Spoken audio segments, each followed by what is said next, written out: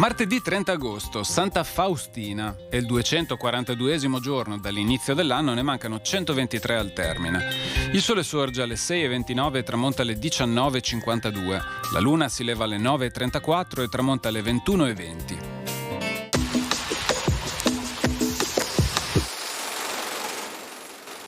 Grande scontro con gli Ungheri sul fiume Livenza presso Motta.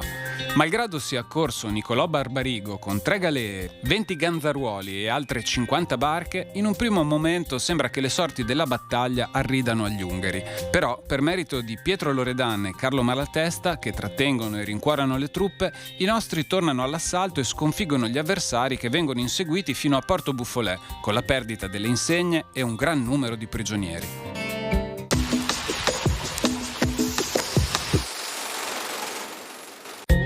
Le previsioni per domani. Tempo instabile, con cielo in prevalenza molto nuvoloso o coperto nella prima parte della giornata, con probabili precipitazioni diffuse anche a carattere di rovescio o temporale. Dal pomeriggio qualche schiarita e precipitazioni in esaurimento. Temperature massime in calo, minime in aumento sulle zone montane, stabili in pianura.